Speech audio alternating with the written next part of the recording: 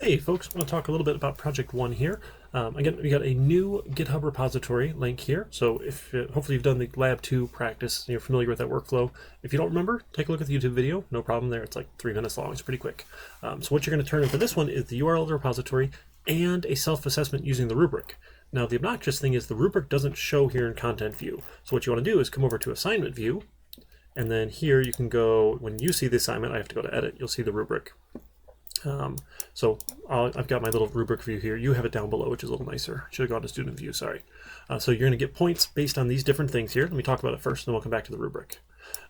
So we're using R to model and graph the problem described in the article. I've got the whole article here. I've got the problem copied out of here as well. The article is really interesting, but we're just looking at this. So we're responsible for a company's car fleet. We manage 2 different models. We have SUVs, they get 10 miles a gallon, and sedans, they get 20 miles a gallon. We've got the same number of each, and all of the cars travel 10,000 miles a year. We've got enough capital to replace one model with a more fuel-efficient vehicle to lower our operational costs and help meet sustainability goals. Sorry, I'm reading to you. So which upgrade is better? Do we want to replace our 10 mile per gallon vehicles with 20 mile per gallon vehicles, the SUVs, or do you want to replace the 20 mile per gallon sedans, the vehicles, with a 50 mile per gallon sedan option here? So what we're going to do is make some plots that show the fuel used by the different vehicle types as the miles per gallon increases. So you don't want to just go right from 20 to 50 and have just 2 different numbers. We want to show, hey, at 20, at 21, at 22, at 23, on and on and on. And same thing with from 10 to 20. What is the fuel used as that miles per gallon increases here?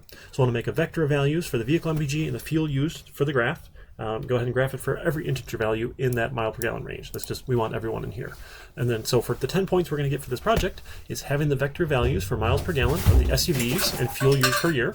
So we're going to have that vector, and we can do our arithmetic to figure out how much fuel it uses, right? Because each vehicle travels 10,000 miles per year. So we, divide by your miles per gallon, figure out how many gallons that you use.